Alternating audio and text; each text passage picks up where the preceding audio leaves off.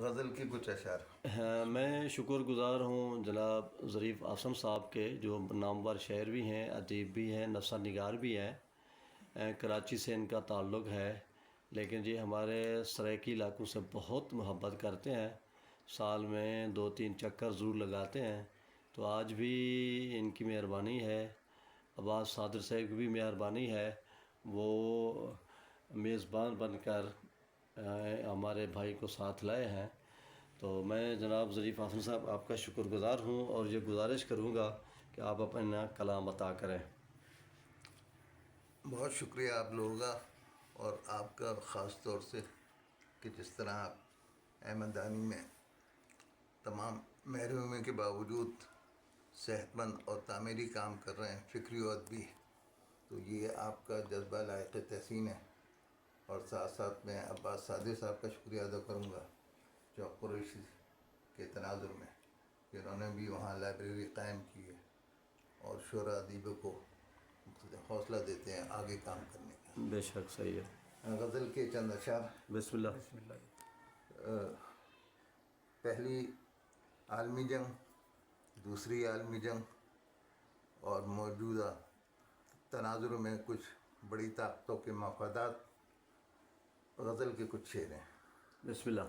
کیا ہے تماشا بحر و بر، خلقت اب یہ جان چکی ہے۔ واہ واہ واہ واہ۔ کیا ہے تماشا بحر و بر، خلقت اب یہ جان چکی ہے۔ قدموں کی آہٹ کا شر، خلقت اب یہ جان چکی ہے۔ سب جانتے ہیں، سب واقف ہیں، اب کوئی نہ دینا جھوٹی خبر۔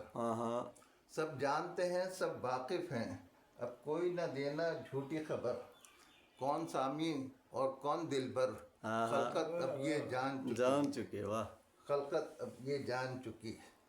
زرق برق لبادوں پر تمغوں کو رسوا نہ کرو۔ زرق برق لبادوں پر تمغوں کو رسوا نہ کرو۔ کون ہے کتنا معتبر، خلقت اب یہ جان چکی۔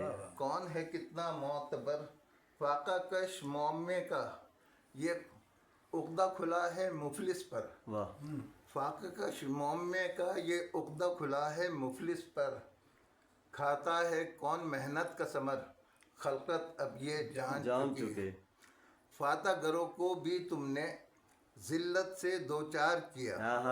فاتح گروں کو بھی تم نے ذلت سے دوچار کیا۔ سازش میں کتنے زیر زبر، خلقت اب یہ جان چکی۔ سازش میں کتنے زیر زبر، خلقت اب یہ جان چکی۔ ماشاء اللہ، بہت خوب، جزاک اللہ۔